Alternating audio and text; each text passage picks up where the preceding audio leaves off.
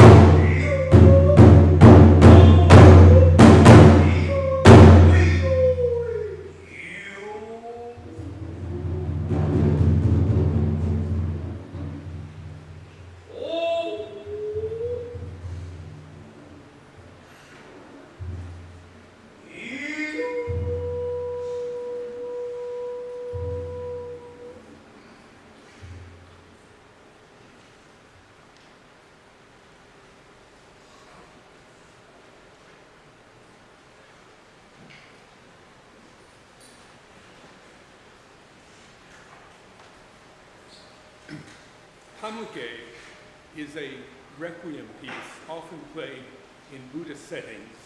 It's a traditional shakuhachi piece, and the words tamuke means literally to hold your hands in supplication. It's a very, very good piece as a thank you piece for someone who's given his life in education and music.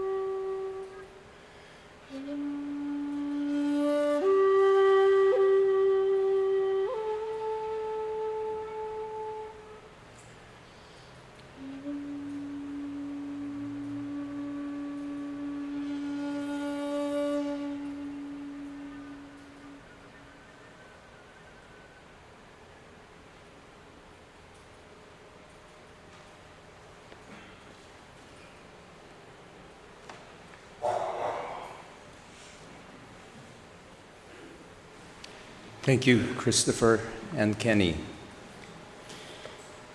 Jesus said, "I am the resurrection and the life. All who believe in me, though they die, yet shall they live. And whoever lives and believes in me shall never die." Friends, we gather today to celebrate and to give thanks for the life of Henry Miyamura. And it's appropriate that the service is conducted here at Makiki Christian Church because Henry was, in fact, a member of this church. He was baptized here in April 1956.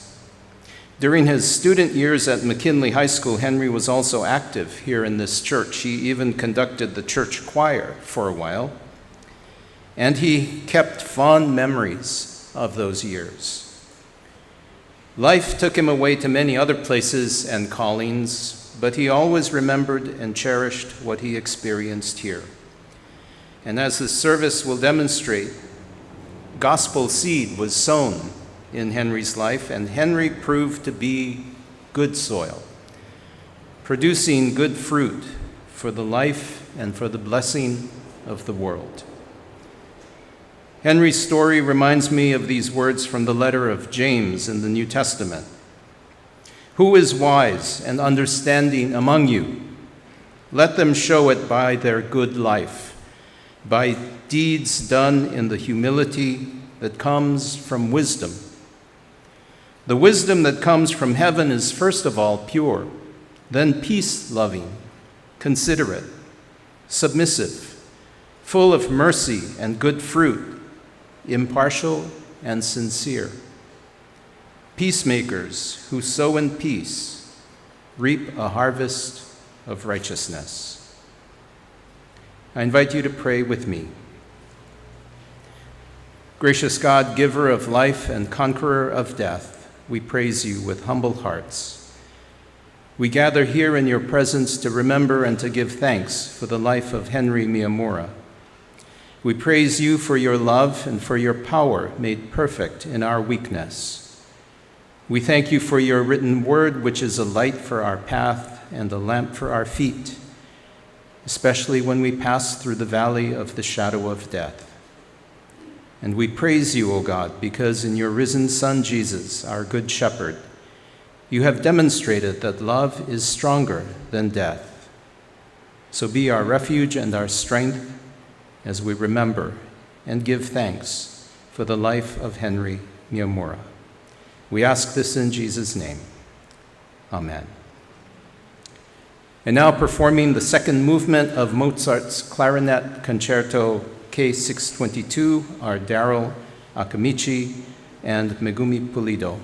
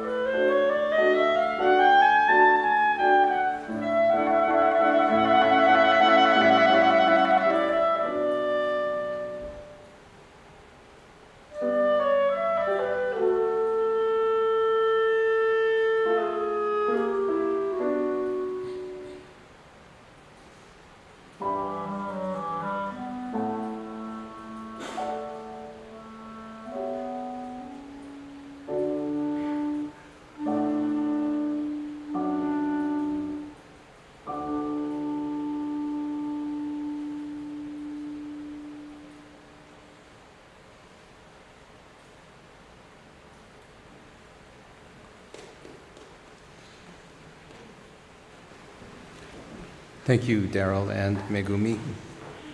I'm pleased to welcome Brad Shimizu to come up and share some words of remembrance.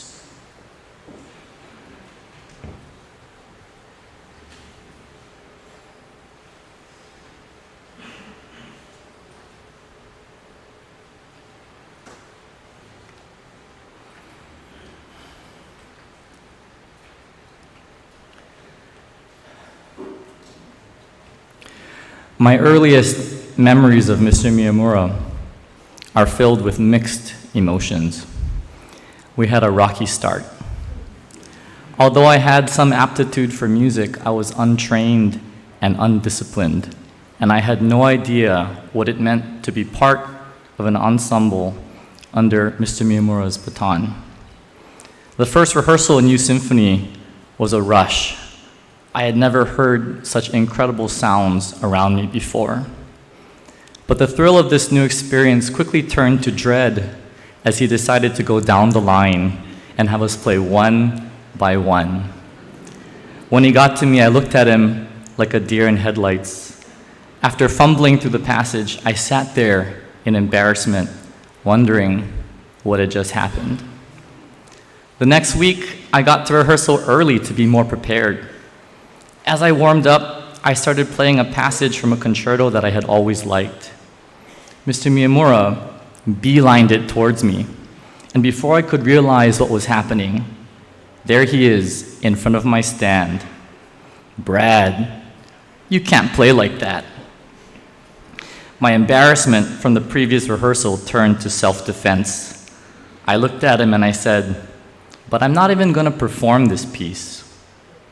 And he looked back at me, and he said, "It doesn't matter. Let me show you."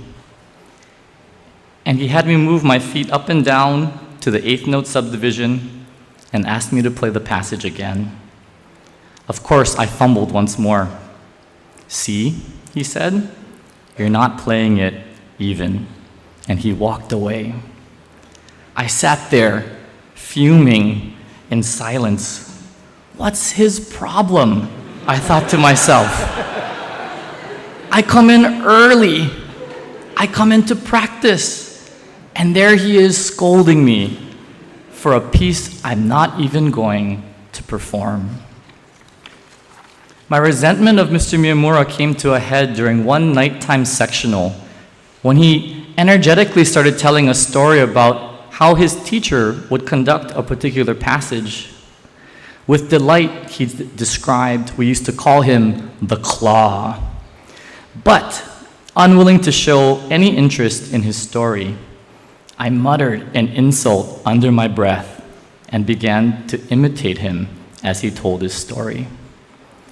My disrespect immediately ruined the moment, and Mr. Miyamura stopped, called me out in front of everyone, and said, "Stay after rehearsal. I need to talk to you." And while I don't really remember much about what he said to me, I did not learn my lesson. I remember on the ride home from that rehearsal angrily telling my father, "When I grow up, I will be nothing like Mr. Miyamura." I look back on these interactions, and while I cringe at my own immature behavior, what stands out to me is how Mr. Miyamura responded and restored me. Not only did he address my immediate misbehavior with a lot more patience than I would have, but he somehow managed to address my lousy attitude and my resistance towards what he was trying to teach. And the amazing thing is, he didn't actually address that at all, at least not directly. He didn't give lectures. He didn't give motivational speeches. He didn't ever try to convince us or me that his way was better. He never tried to establish authority over me, and certainly he never guilt-tripped me by saying things like I was wasting my potential. And more generally, now that I think back on it, he rarely ever talked about why music was so important or special, or why we should love music. And now that I think about it more, he never really talked about himself loving music all that much. But to everyone around him, It was obvious. He loved music. And I think looking back on this, it's because for Mr. Miyamura, loving music was not like owning a precious object that you could hold on to and show it off to others. I think for him, to love music meant striving for something that we could only get closer and closer to. How did Mr. Miyamura address my bad attitude? He loved music, and he showed me what it meant to love music too. Looking back, in every moment of every rehearsal, Mr. Miyamura embodied what he strived to teach us, reflecting toward each of us that love of music. For him, teaching us how to love music was a sacrifice because he did so while knowing that he would not always be understood or appreciated, knowing that sometimes he needed to be the bad guy and this would make people upset, knowing that there were ungrateful students like me who would misunderstand what he was trying to teach us. But he did it anyway, because he knew that the best hope he had for each of us was to show us what it looked like to love music. He cared about teaching us the importance of each and every note, regardless of whether it was part of an important solo or just a background accompaniment that the audience would never hear. And what this meant is that he also cared for each of us, whether we were the section leader or the last chair. Mr. Miyamura won me over because his love for music was relentless, and I finally began to understand why he continuously pushed us so hard. I kept in touch with Mr. Miyamura after I left the Youth Symphony. When I returned to Hawaii after college, he was the first person I called up. "Great to have you back home," he said. "Orchestra rehearsal is next week, Wednesday at 7. A few years later, I became a band director, and gradually, what he had worked so hard to teach me as a student began to sink in. He patiently listened to my excuses. "My students can't read music. They don't even know what a scale is," I complained to him. I think I know what the problem," he said, "what the problem is." And with a mischievous twinkle in his eye, he asked me, "Have you tried looking in a mirror?" But in all seriousness, he continued, "Consider what you're actually teaching them. And are you just saying words, or are you showing them what you mean? Have you played your oboe for them to demonstrate? Have you actually taken the time to learn how to do the things you're asking them to do?" And I realized that, of course, these are the very questions he asked of himself. As a student, I only experienced the side of him that made demands on us. As a teacher, I realized that he demanded so much more from himself. When I remember Mr. Miyamura, I will of course recall his obsession with tuning, his insistence on playing with the correct tone, and his over-rehearsing on the day of the concert. But what I am most grateful for is my teacher and friend, the one who taught me to love music, Mr. Henry Miyamura.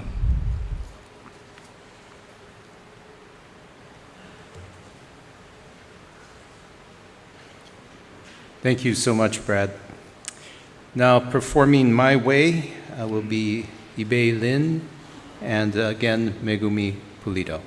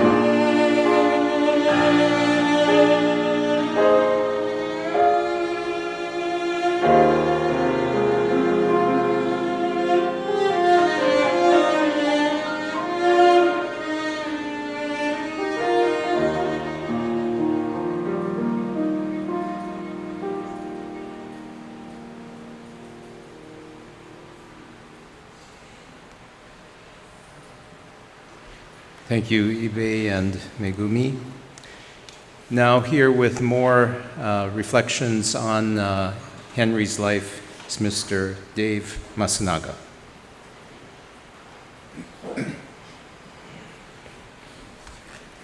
Aloha, I'm David Masanaga. I'm a mathematics and arts teacher. And full disclaimer, AI was not used in any portion of this talk. I don't know how. Okay. So anyway, in 1971, I first played under Henry Miyamura when he came to guest conduct us at Washington Intermediate School. And from that moment, I was converted to the Henry Miyamura overachiever doctrine. I have never been the same since. Okay. That was over 54 years ago, but by the looks of some of you, I'm happy to see that some of you here look even more seasoned than that. Okay. First, I know I'm talking to an audience of mostly musicians and music-loving people this morning who are in the habit of silencing their cell phones before any kind of important gathering. Thank you for that. You know, once I was playing in a UH orchestra rehearsal and somebody's cell phone went off and it kept on ringing for a while. We were all silent as we looked at each other, wondering whose phone it was and who would be the one to get Mr. Miyamura angry and upset. Finally, the concertmaster got up and said, "Mr. Miyamura, I think you better turn off your cell phone."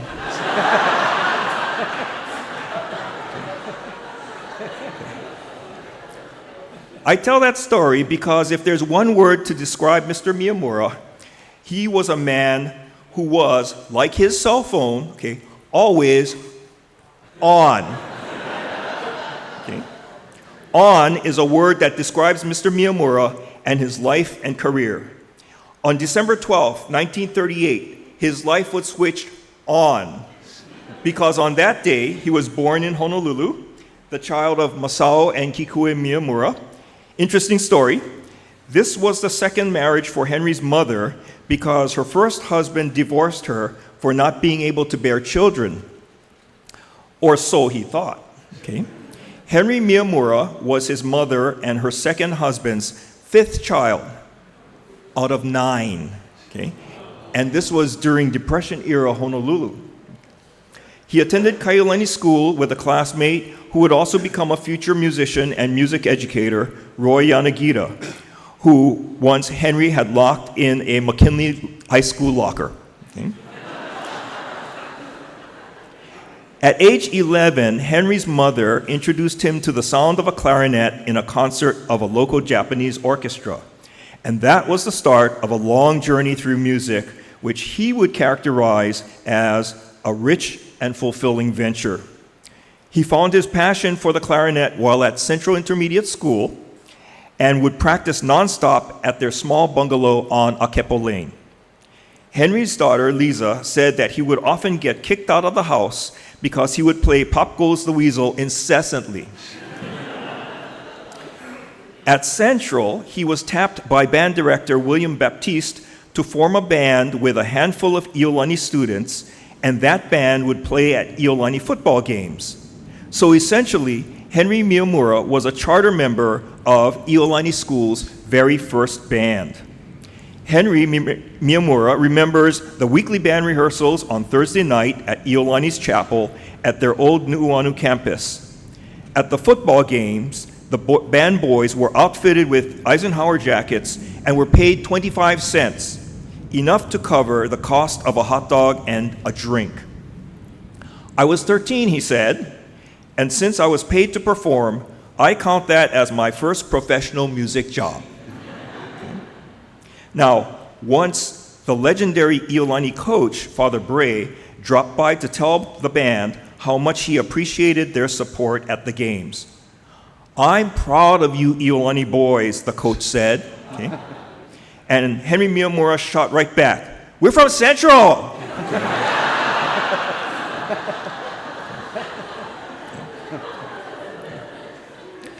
Lisa goes on to say that her father was desperate to buy his own clarinet. So unbeknownst to his parents, he signed up for an early morning newspaper route. It would take him a long time because he would walk or ride his bike. When his father found out, instead of scolding him, his father woke up early and helped him before going to work. He did eventually save up enough money to purchase his own instrument. After graduating from McKinley High School in 1956 and a year at UH in 1957, he traveled 4,800 miles away from Hawaii to the Eastman School of Music and received a Bachelor of Music and Performer's degree.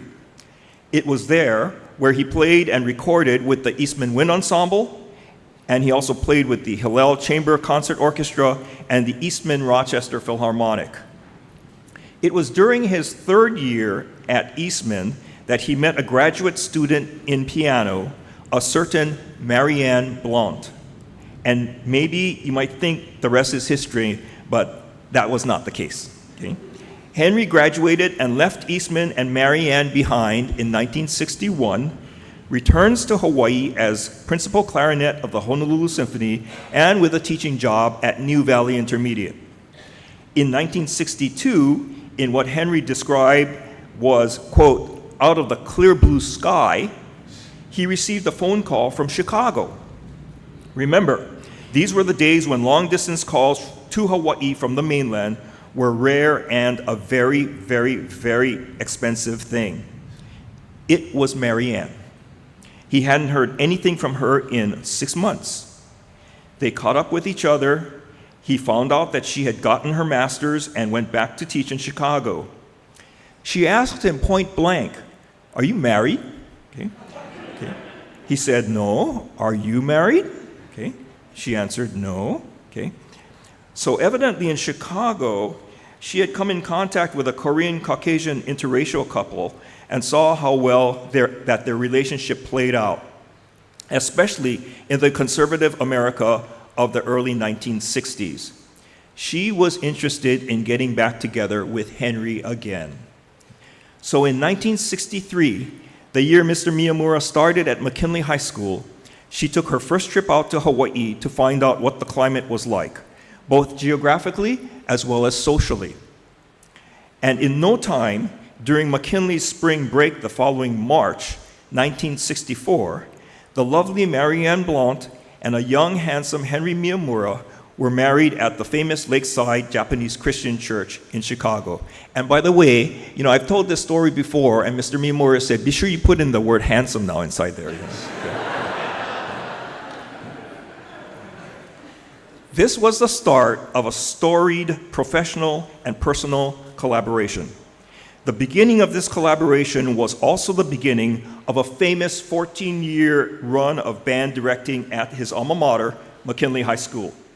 During this time, 3 children were born: Michael in 1964, Laura in 1967, and Lisa in 1970.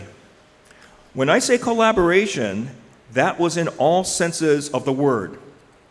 One year, McKinley had adopted an open campus policy, and kids would only go to band and then cut the rest of their classes. In an interview on StoryCorps, Henry describes driving around town with Marianne to find his truant band members and found some in a pool hall. He went to the owner and said, "If I ever find students here again, I'm going to take this cue stick and crack it right over your head." Okay. Amazingly, this pool hall owner eventually became a McKinley High School band booster when his own child grew up to be in McKinley's band. Okay. If you had to point to a real watershed moment in his professional life, Mr. Miyamura would tell you that it was when UH Music Department Chair Alan Trubit asked him to take on the responsibility of the University Symphony Orchestra in 1979.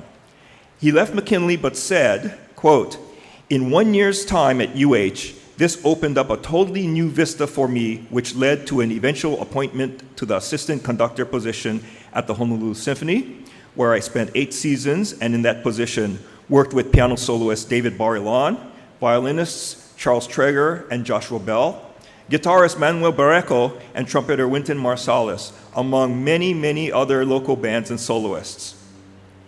His UH affiliation led to involvement with professional and student band and orchestra festivals, holding master classes worldwide, Bach concerts with Carl Crozier at the Lutheran Church of Honolulu, and a tremendous affiliation with the Hawaii Youth Symphony Association, which began in 1984 until 2017, including the founding and conducting of their Pacific Music Institute during that same period.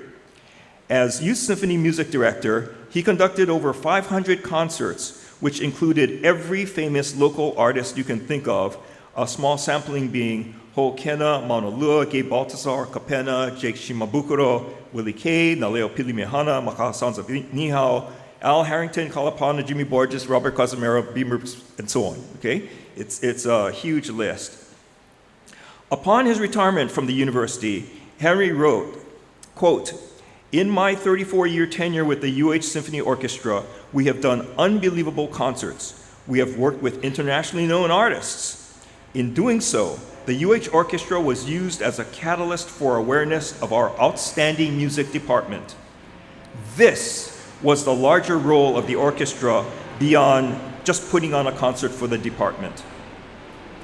The public needed to be aware of this incredible department of the university with its renowned composers and top-level applied music faculty. In turn, this faculty has attracted thousands of students to the University of Hawaii. So when teachers and students have been featured in UH Orchestra concerts, our program has sold the public on the vitality and the achievement of the entire department," end quote. And this morning, you're hearing these outstanding musical collaborators that Henry supported. His own achievement through those high standards were recognized when he was awarded the Alfred Price Memorial Award for Achievement in the Arts in 2001, as he was singled out for his lifetime of significant contributions to the arts in Hawaii. In 2007, he was honored with the Hawaii Music Foundation's Legacy Award, followed in 2013 by a commendation and recognition from the Hawaii State Legislature. Randy Wong, the executive director of the Hawaii Youth Symphony, has said, quote, "Henry always made time to listen and help everyone. As busy as he was never too busy to hear someone play or meet. He was as generous as they come. And that was because what was important was how he could nurture musicians' abilities while at the same time holding them to high standards. This was a man who all of his life was on." Okay? And this brings me to the second point, because he was focused on his musicians' achievements and their abilities, a familiar word from him was no. Glenn Uegio, one of Henry's first clarinet students, recalls early lessons with Henry. Glenn said that at the time, Henry's instruction was really poor. Okay? "Just copy how I'm playing," Henry said. Okay? But that didn't help. Anyway, okay, in his senior year at McKinley, Glenn had already committed to another college when Henry told him that he needed to go to Eastman. So he applied, got in, and went to study clarinet just like Mr. Miyamura. Eventually, Glenn Uegio also got himself a haole wife, okay? Haole musician wife, okay? So you know, were it not for Henry Miyamura, we would never have been able to hear the incredible harpist Connie Uegio in solo and in concert in Hawaii. And Glenn, we thank you for coming back to Hawaii in order to do Slipper House at Ala Moana and in bringing back your talented wife with you. Talking about no, he even demanded much from adult musicians. Once I was playing English horn with the UH Symphony, and in a rehearsal, Susan Ochionishi played an oboe passage incorrectly. Okay? He stopped the orchestra and he said, "Susan, I'm surprised at how, of all people, you can play like that. I'm shocked, you know." And without skipping a beat, Susan said, Mr. Miyamura, I was just trying to imitate the clarinets."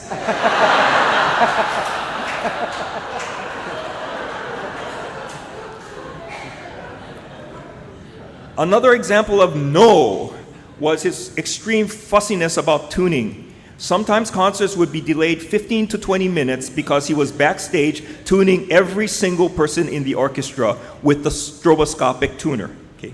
The bassoonists, of course, used to just make believe they were making a change by moving their boko back and forth like this.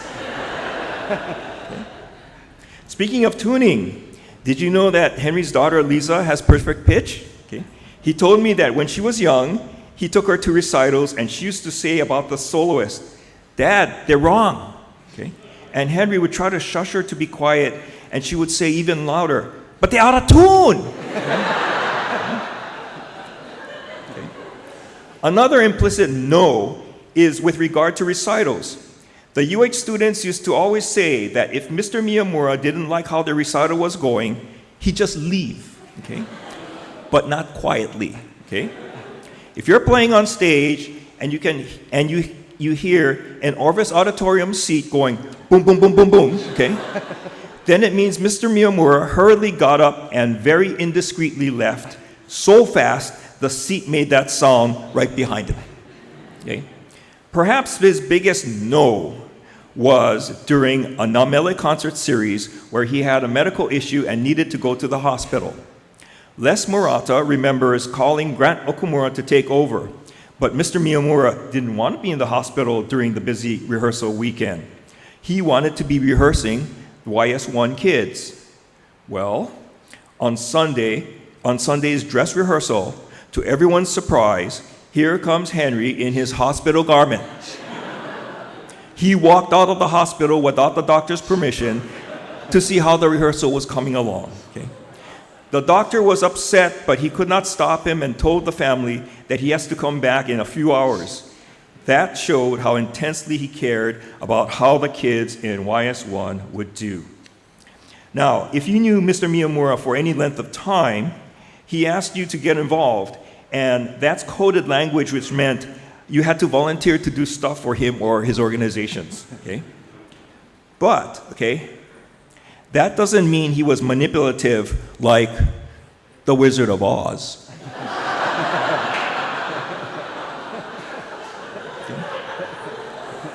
In whatever he did, he accomplished with lots of corporate help with him, but he himself always worked the hardest. Okay? Once, both he and Bob DeMello wanted to copy scores and parts from the State Library's music collection, so they systematically took sheet music from the library. Not borrowed them, they just walked out with the music. Okay? You could do that because there were no alarms or security in those days. In fact, they had taken out so much from the library that Henry and Bob drove one night after hours with a car full of sheet music and books, and they got Henry's son, Michael, to help unload those things and toss them down the book chute, which got eventually clogged. Okay? It was so bad that the newspaper carried an article about the State Library's book drop being jammed with stuff that wasn't even legitimately borrowed. So he wasn't trying to manipulate others, okay, like the Wizard of Oz, okay, but was always in the thick of things himself, okay, which comes to the final point, okay, Zo, okay. What is Zo, okay? Zo is a Japanese word for elephant, okay. And the biggest elephant in this room right now is Henry Miyamura. Okay? We've always said that Henry Miyamura is a larger-than-life figure, short as he was. Okay? Okay? And talking about stature, I once told him that we all consider you, Mr. Miyamura, to be the absolute equal of Leonard Bernstein. You're both the same height. You both have an uncompromising perseverance of music and goals. You're both brilliant, strict conductors, and you're both incredible and outstanding musicians in your own right. And he said, "Oh, I have to disagree with you with that. Bernstein is slightly taller." But you know, Leonard Bernstein, he was only like 5'5" on a good day now, okay?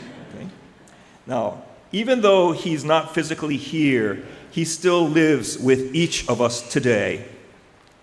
If you've ever been dissatisfied with how things weren't just going right, okay, that's because you have Henry Miyamura's, quote, attention to detail in you. Okay? If you've ever doggedly kept at something until completion, there's Henry Miyamura's perseverance in you. Okay? And if you've ever reached out with your time and concern for others, you've got Mr. Miyamura's compassion in you. Okay? And because of that, his influence through you will live on for generations to come. And just to show you an example of his far-reaching legacy, even in his own lifetime, on December 2nd, 2016, the Hawaii Youth Symphony under Mr. Miyamura's direction was featured on National Public Radio's From the Top program. On national radio, our students Megan Uchida and Jeffrey Hayashi spoke about Mr. Miyamura's mantra to go beyond, beyond. And in some cases, beyond, beyond, beyond. Okay? And what that means is a call to excellence of the absolute highest order. Later on the same stage, a high school clarinetist from LA, Javier Morales Martinez, played Debussy's Première Rhapsodie.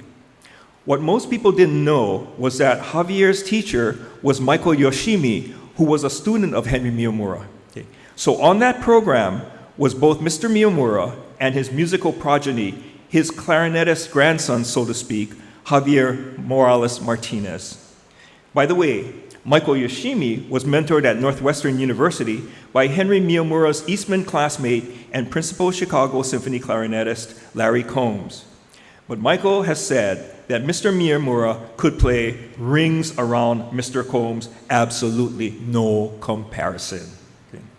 And not only that, Glenn Uegio reminds us that Mr. Miyamura could play all the band instruments. Leon Burton once said that Mr. Miyamura was even pretty good on the oboe. Okay. Now, I call your attention to another Zo in the room, and that is the magnitude of his accomplishments.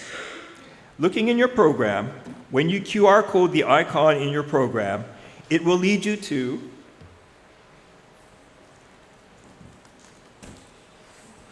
this massive, okay, repertory of works conducted by Mr. Miyamura at the University of Hawaii.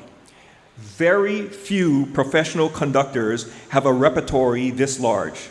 This represents 71 UH concerts, 270 different pieces, 143 soloists, and 15 premieres. Throughout his life, you'll see that he worked on music that not only promoted the works of his beloved UH colleagues, but also actively promoted the diverse voices of our Hawaii culture. While he mentored thousands in his lifetime, he paid close attention to those who really had potential. For example, Mr. Miyamura was a staunch supporter of the career and works of Michael Fomai, despite his complaint that Michael was always writing music that was just becoming more and more impossible for people to play. Okay. Remember, this list does not include any of his band and wind ensemble repertory, which is equally vast, as well as his chamber music repertory, in which he played and conducted throughout his entire lifetime. Okay. In this photo, taken by Henry's wonderful life partner, Elizabeth, just a few months ago, Henry is studying intently this list of works that he conducted during his lifetime at the university. I know that all of us are feeling the magnitude of this loss, but when Henry's granddaughter, Cassidy, was very sad at the loss of her grandmother, Mary Ann, Henry told her that she could still talk to Grandma and chat with her. And we can still chat with Mr. Miyamura now, too, anytime. Mr. Miyamura sadly left us this past June 7th, leaving behind his earthly devotion to family, okay, even though sometimes he would forget to pick up the grandkids at school, so he would bolt out of his private lessons and leave his clarinet students flat, okay? But anyway, okay, he left behind his earthly devotion to family, okay? and his friends, and left behind musicians and his music. I say earthly because now we can certainly picture him being promoted to his reward in heaven. Like Rachmaninoff has said, music is enough for a lifetime, but one lifetime is not enough for music. Now, Mr. Miyamura has an eternal lifetime in heaven for his music. We can picture him in heaven with 2 long lines of people waiting to see him. Okay. One of these lines is made up of composers waiting to greet him. People like Mozart and Beethoven and Brahms and Berlioz and Respighi and Rimsky-Korsakov, Tchaikovsky, and the list goes on and on. They form a long line of people waiting to greet him, okay, and waiting to give him a big hug for the service he rendered to their music while he was still on earth. And the second line, okay, this is a long line of heavenly musicians anxiously waiting for a fussy Mr. Miyamura to tune them up with a stroboscope for one of his heavenly concerts. We'll be chatting with you soon, Mr. Miyamura.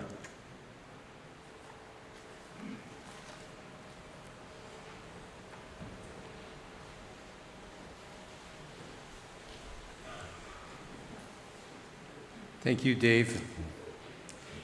And now we will continue with our musical tribute with Maya Seipert and Megumi Pulido performing Ave Maria, followed by the clarinet ensemble led by Mr. Brad Shimizu.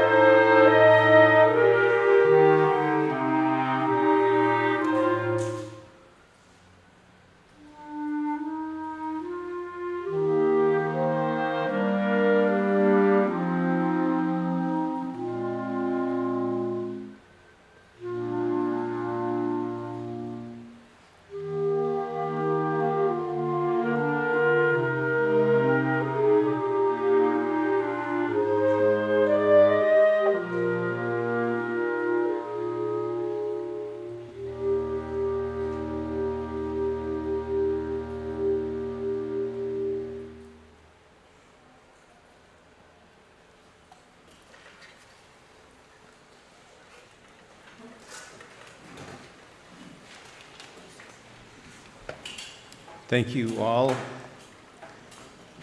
I think I can speak for everybody and say that all of you who have brought your gifts of music to this service make your teacher proud, your beloved teacher. And that includes Kumu Brad Love, who did the Oli during the time of greeting earlier. I'm sure that many, if not most of us here, have seen the interview that Henry did in 2017 when he retired from the Youth Symphony. So many things stood out to me in a way that I did not expect. To sum it up, in a lot of ways, what motivated Henry in his music and what he aimed to achieve with his students was a lot like what a pastor hopes to instill in a congregation. He didn't use many spiritual or religious words, but he was pointing in the same direction as all religion does, beyond, as Dave mentioned in his sharing. Beyond, as he put it, to a dimension of our lives that is transcendent, but not just in a spiritual or non-material way.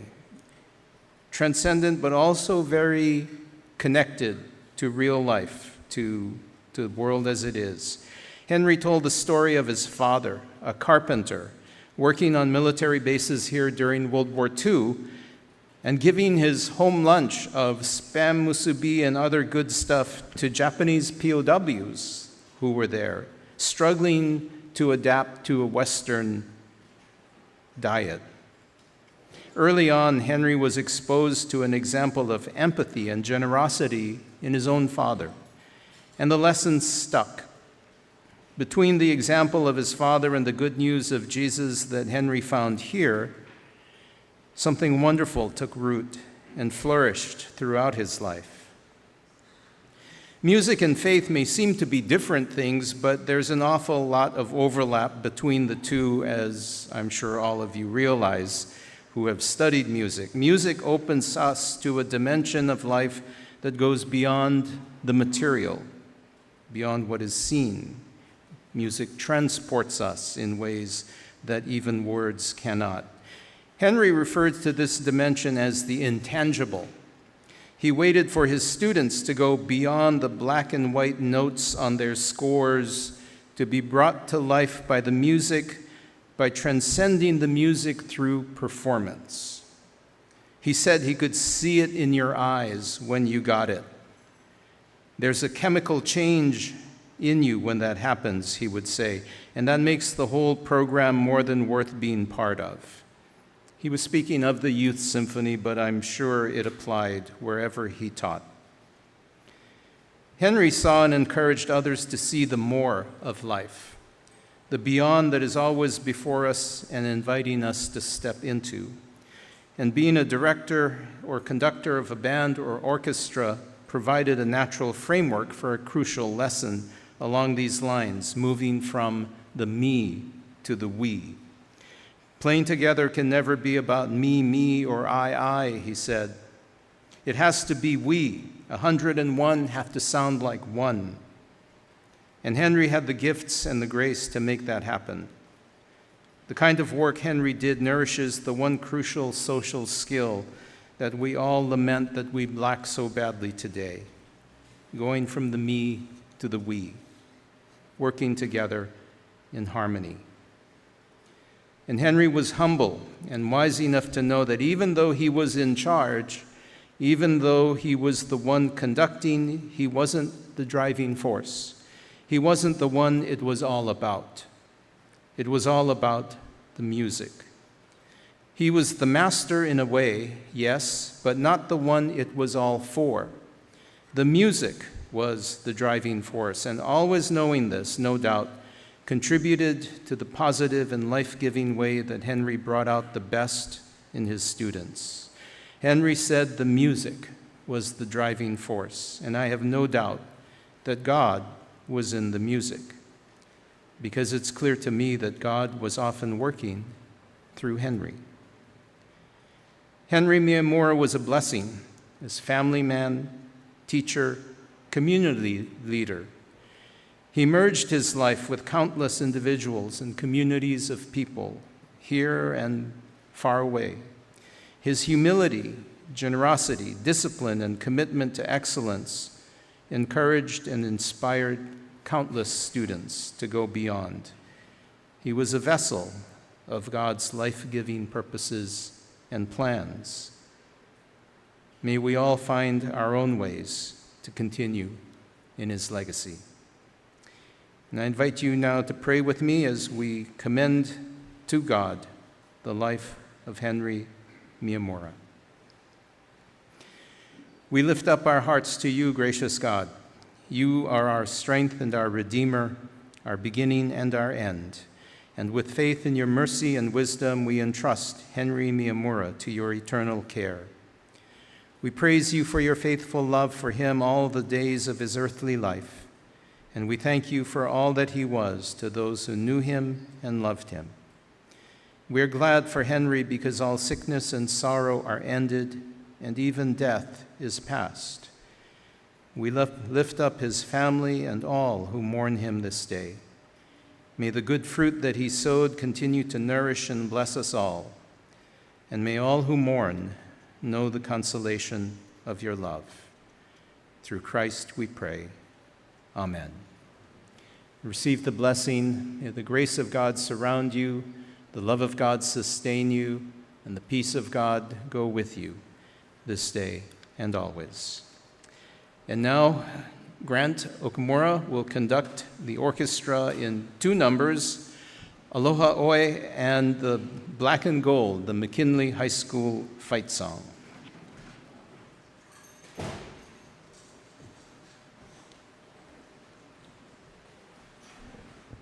While the orchestra is setting up, they asked me to say a few words, and I sat there at nights, trying to sleep and thinking about, man, there's about 500 stories I could tell them, and my wife kept saying, keep it short, keep it short. And, I thought, maybe I'll say this one, and this one, this one, this one, this one, and these are funny, and these are inspiring, and all this, but every night I sat there thinking, how do you explain this amazing person, It was just so amazing. He changed my life. He gave me music. He transformed me, practically. And yesterday, while I was taking a nap in the afternoon, this one vision came to me, But I'll tell you one story first before. What year was that? I think it was about 75 or 6 or 7 or somewhere around there. And it was one day Marianne, his wife, had called, and she said, "Oh, can I speak to Henry?" But Henry was in the middle of rehearsal, and you never interrupt Henry at a rehearsal, So I opened the door. I said, "Henry, it's Marianne." He said, "Oh, I don't know what happened, So he ran over into the office, and he answered the phone. "Marianne, what happened?" Next thing I heard, I was in the room listening, and he goes, "I told you, Marianne, never call me up during rehearsals, never, never, never." And he was so upset, and I thought, ooh. So then 2 days later, the students came up to me and they said, "Oh, tomorrow's Henry's birthday. Can you get him off the podium for a little while?" I said, "Oh my goodness, I don't want to do that, And I thought about it. So the day before, I called Marianne up and I said, "Hey, Marianne, we got to get him off the podium, Can you think of a way?" And she said, "Oh, just call me up, and then tell me when you want me to do it." I said, okay. So the next day comes, and Henry's up there conducting the band, and I call Marianne up, and she's giggling at the other end, and she said, "Okay, call back in 5 minutes, So I waited there, and I opened the door so the phone, he could hear the ringing. So it went, and I said, "Hello," and she said, "Go get Henry now, And then so I yelled out, I said, Henry, it's Marianne. And he goes, oh no, I wonder what happened, Is something happened to Lisa or, and so he runs over, he answers the phone. I'm standing there, listening. And he goes, what? Marianne, are you crazy, And I said, oh, what's going on? And he listens to her some more. What?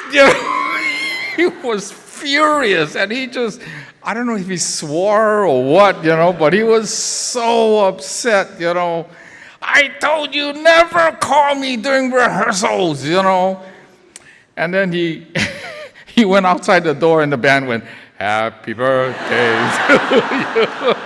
And they brought out the cake with the candles on and everything. And then he goes, oh, and he looked at me, and I went, and he said, oh, I got to call her up and apologize, So then, he wouldn't let them eat the cake, He had to have the rehearsal, And then so I went back in the office, closed the door, and I called Marianne up. I said, wow, what made Henry so mad, He was so furious. I said, well, I told him, oh, Henry, I went down to Windward Mall, and they have a new pet store, And that's when he went, what, Henry, there was a monkey there. Can we buy a monkey? That's what he... I was there just laughing at her telling me this, But anyway, I had so many of those, There were so many times when I had so much fun teaching with him and as my teacher, and it was so amazing, Just yesterday, I took a nap, and I was sleeping, and I remember this, watching, what is it called, Star Wars, The Empire Strikes Back. You guys seen that, right?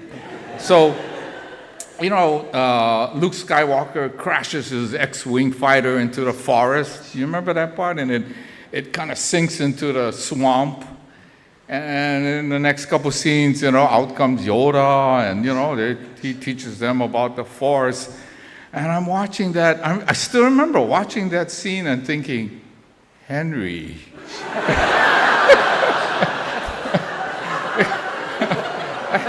I thought, wow, Henry's like Yoda, And at that time, Luke Skywalker was there going, and this, the X-Wing, the wing just kind of sticks out a little bit, and it goes, and I felt that was me, And in the next scene, Yoda goes there and goes, and this thing rises up from the water, and I thought, wow, that's like Henry Miyamura. He had this force, he had this energy that was, it's indescribable. I think if you had him as your, teacher and your conductor, you felt it, I felt it so much. When I was teaching at the university, every so often I'd sit in my office and think, oh, man, it's just not going the way I want it to, And if it's a Wednesday night, I used to just walk into his rehearsal just to feel the Yoda force, Just watch him for a little while, and I used to get stuff from just watching him conduct, He was just, it's indescribable. If you were a student, you would know what I'm talking about, It just flowed from his body. It's so indescribable. He changed my life, and he was just so, he was like a father to me. He was my inspiration. I became a music teacher because of him. we had so many good times together, you know, and I really miss him. I really, really miss him, you know. I was at his house a few months ago, and, you know, when I was in the 8th grade, I went to the Pareto bands to hear McKinley High School play, and they played Martin Gould Symphony for Band. And I was just amazed, you know. I just sat there and, oh my goodness, this is amazing music, you know. It just came out of the band. I don't know how he was able to do it. But then the following Monday, like 2 days later, I just had to go to McKinley, you know. So I walked over to McKinley from Washington, and I went to the front, and I saw the score there, and it was like the magic text, you know. And so I was standing there going over and then Henry came out of the office. He said, "Oh, who are you?" I said, "Oh, I'm Grant Okamura. I'm from Washington, you know, and this and that." And he said, "Oh, what you looking at?" I said, "Oh man, the Symphony for Band was so amazing the other night, you know." So I just wanted to look at the score, and he said, "Oh yeah, good."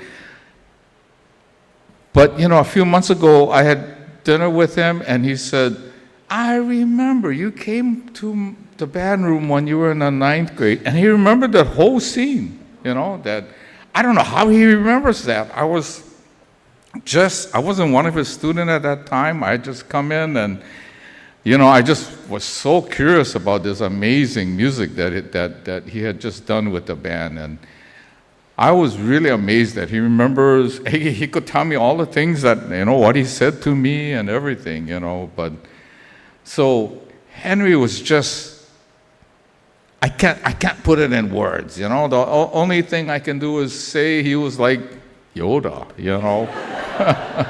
It was just so amazing. And so at this time, I think we're going to reverse it. We're going to do Black and Gold, because he was a teacher at McKinley, and he was a student there also. We'll do it twice, and then we're going to do Aloha Oi. Now, Aloha Oi, is there only one verse in the program in the back?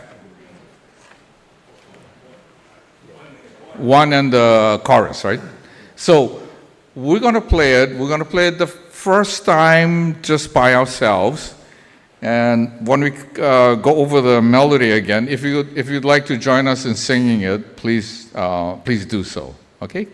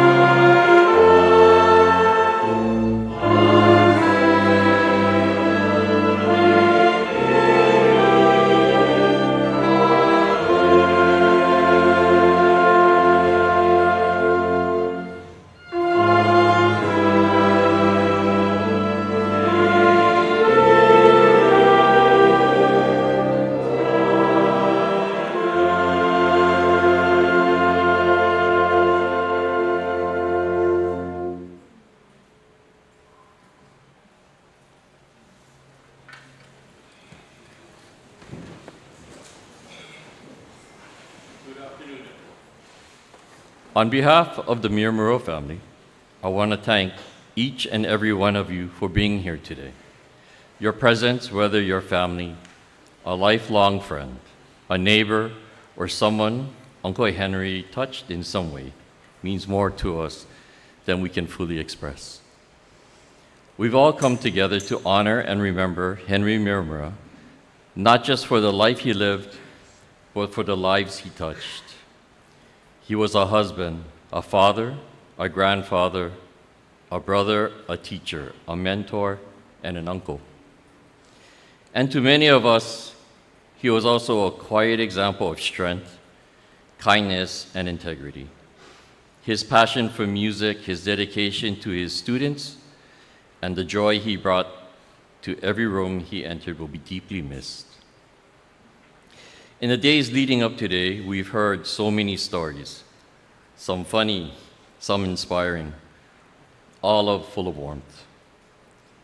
They've reminded us just how far Uncle Henry reach extended, how many lives he impacted, and how deeply he was loved. Thank you for the flowers, the cards, the calls, and the hugs. Thank you for the prayers, your memories, and your compassion. We are overwhelmed by the outpouring of love and support from all of you, his former students, colleagues, friends, and extended family. Your presence today is a reflection of how many lives he touched, and for that we are truly grateful. We would especially like to acknowledge and thank those who have traveled from out of town to be here with us today. Your effort and presence means so much to our family. For those of you who have not yet had a chance to give the condolences to the family, you may do so now. For those who have, please join us on the second floor for reception. There will be a showing of collective albums of live recordings and concerts from when Uncle Henry was teaching at McKinley High School, conducting for the University Hawaii Orchestra, and leading the Hawaii Youth Symphony. From our entire family, thank you truly.